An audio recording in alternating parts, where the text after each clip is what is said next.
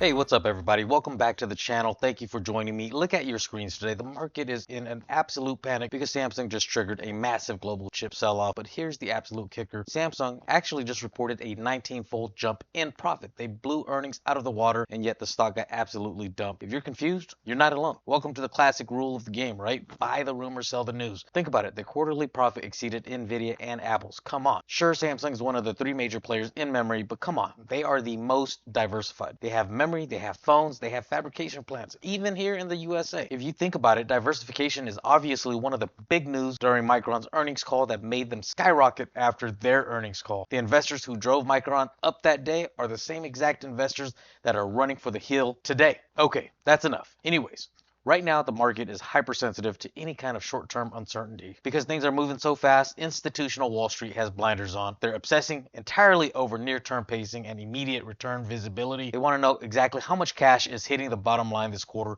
and if they don't see absolute clarity, they're going to panic. And look at the real underlying fear right now. Wall Street is deeply terrified of a slowdown in hyperscaler capex. Even when they see blowout numbers like Samsung's, it's never going to be enough for them. They want endless skyrocketing growth every single day. But here's the truth. Until we actually hear that from the hyperscalers themselves during the massive earnings calls coming up later this month, everything that you're seeing right now is just perceived fear driven by pure speculation, in my opinion. But as the legend Charlie Munger used to say, the stock market is a beautifully designed machine that transfers wealth from the impatient to the patient. Think about the massive structural advantage that you and I have as retail investors. We don't have institutional clients breathing down our necks, demanding benchmark beatings and returns every single 90 days. We don't have to show short-term performance to save our jobs. Our biggest edge is that we have time. We have a time horizon advantage that Wall Street literally cannot afford to employ.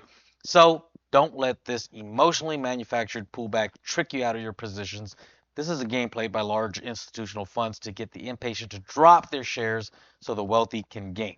Think about the recent news that came out of Bank of America about how valuations are stretched, while a couple of their analysts has very bullish outlooks, just completely out of alignment in my opinion. Look at what the tech giants are actually doing right now as well. Hyperscalers are reshuffling their entire workforces and restructuring resources. Why? I mean, they're not just laying people off for no reason. They're pouring everything into their AI business. They're not slowing down, they're quilling up to launch higher. That's my opinion, okay? Their cash flow's there. The balance sheets are ironclad. And after these upcoming earnings call, sure, we might see a quick pullback for profit taking, but mark my words, within a couple weeks of that, stocks like Taiwan Semiconductors, TSM, Intel, INTC, Microsoft, Amazon, Google, Meta, they're going to spring even higher than where they started. That's my opinion. Because here's the reality. I think the broader market is missing this because they're looking at the 90-day window, right? They've got to have those returns.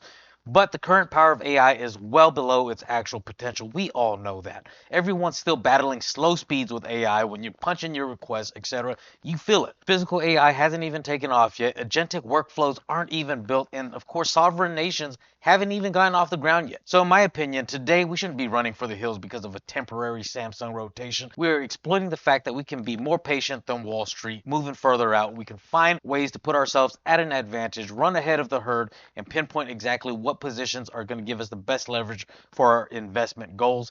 And look, if you need a reminder of how this plays out, just look at history, okay? Every single massive paradigm shifting public company we took for granted back in the days that absolutely popped out of nowhere in the face of the non-believers, right? There was a time when Amazon crashed all the way down to $6 in 2001.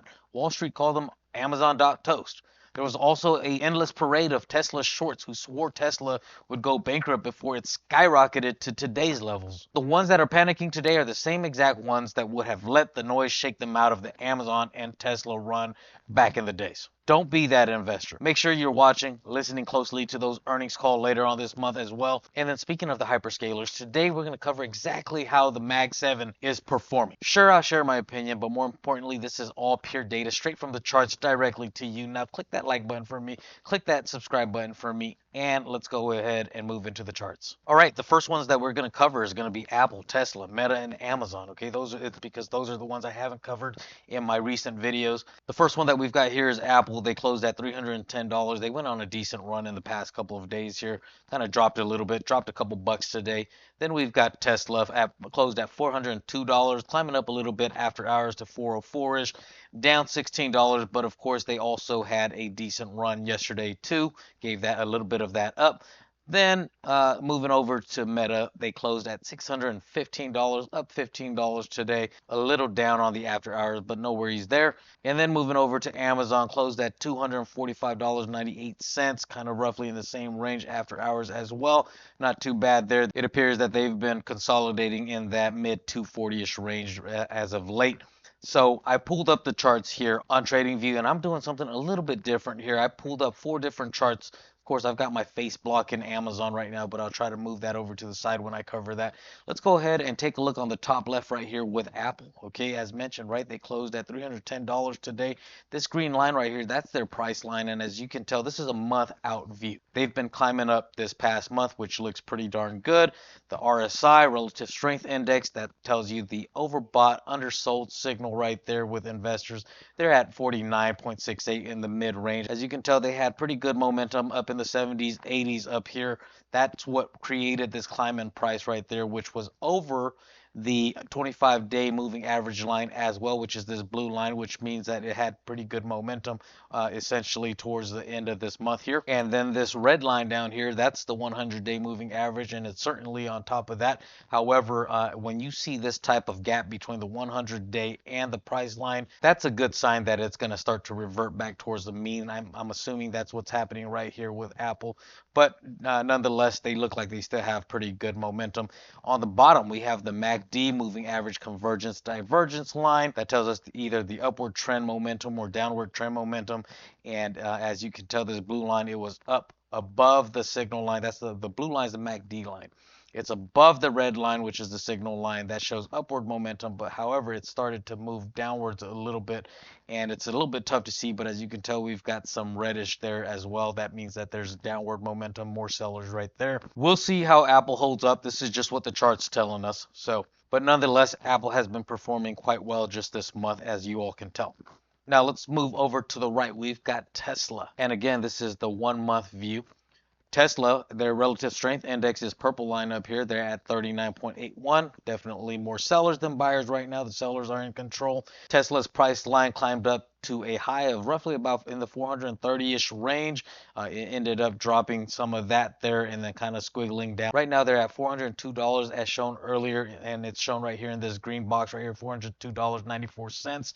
They're under the 25-day moving average and under the 100-day moving average, so has lost a little bit of momentum, and of course it shows right here on the MACD line as well. MACD line is slightly under the signal line, so downward trend for Tesla. Although they did catch my eyes when they had this little pop right here with this upward trend for a little bit. So that's Tesla. Now let's move to the bottom left. We've got Meta Platforms. They closed at $615.59 as we can tell in this green. They had this pop right here at the end of June, which of course had also translated to some fear in the semiconductors, and then they started to come back down a little bit. If we take a look at their relative strength index, they're at 64.21. More buyers than sellers right now. That momentum's looking good, and of course that green price trend line's going upwards. That's what's proving that we've got more buyers than sellers right now. It's also above the 25-day moving average of $614 and definitely above the 100-day moving average of $588. However, again, right, remember if there's a gap, a large gap between that 100-day moving average and the price line, it may come back and revert towards the mean a little bit. Just something to think, just something to keep in mind. I mean, it's not a definite, but that's a pretty good sign and signal right there. Moving down to the MACD line, and as you can tell, we've got a lot of green in the histogram down here, and that blue MACD line is on top of the signal line, so it's bullish momentum right now for Meta, looking pretty good. The RSI is looking pretty good. The price line's moving upward trend. We've got the MACD, it's telling us it's above signal line right now, so I mean it's looking good for Meta. Now let's move into Amazon, but I'm going to move my face over to the left hand side real quick. All right, so let's go ahead and take a look at Amazon and we'll start off with their price line. They're at $245.93, slightly above the 25-day moving average. Trend line moving upwards, looks pretty good right there. Good momentum, and then up on top of the 100-day moving average as well, and not too stretched out. So that means that they've got a pretty strong and good momentum right now, in my opinion. Not too wide, not widening out, kind of like how we've got up here on Apple. and where it's going to be reverting back. So that's a good sign for Amazon. And then if you take a look at the relative strength index at 55 in the purple up top, it's got a good trend with more buyers than sellers right now. And then if we take a look at the bottom, the MACD line is kind of even with the blue MACD line and the red signal line. And then if we take a look at the MACD line, it's kind of even right now with the blue MACD line and the signal line right now. So kind of moving evenly, kind of consolidating. So similar to this green price line and the moving average lines, in my opinion, it's grinding up higher slowly, which is a nice sign for Amazon. Now we're going to go ahead and move into the other three, which is going to be Alphabet, Google. They closed at $363. We're going to move into NVIDIA. They closed at $196.93. Had a little small jump up for today, which is nice to see for NVIDIA. And then Microsoft, they've been doing decently well, but then kind of had a downfall towards the end of the day. However, still up $2 for today. Let's go ahead and pull up the trading view charts here. If you take a look on the left-hand side, we'll go ahead and cover Google Alphabet first. They were up here at about the 370-ish range and will drop down to about the 330-ish range and trying to make their way back up right now. So decent looking sign for them. They closed again 363. Their relative strength index is at 51. They had, as you can tell, it jumped up all the way up to the 80-ish. They had a real strong momentum, which created this green price line going upwards. That's what made their price go up.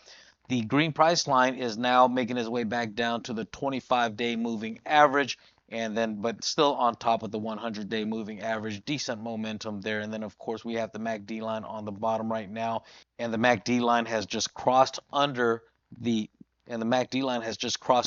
signal line, so downward trend slightly, but we'll see how they continue to perform. We'll have to closely monitor Alphabet for that.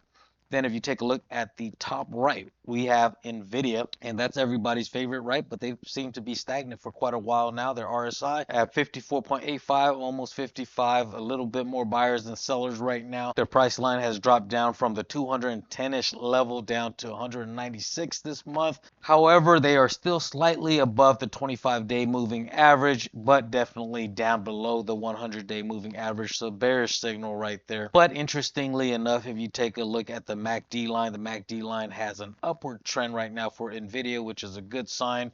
The blue line has crossed over the orange signal line. The MACD line has crossed over the signal line, which means that we've got some upward momentum for the MACD. And then if you combine that with the recent trend of the RSI and the RSI being at 54.85, watch that closely. They may be having a upward trend with buyers kind of stepping in right now. Next up, we'll go ahead and move into Microsoft. And you know what? I apologize about this entire time. Let me widen this out so we get a larger chart. If we take a look here at Microsoft, okay, first thing, RSI 46, so slightly below the neutral 50 level. A little bit more sellers than buyers right now.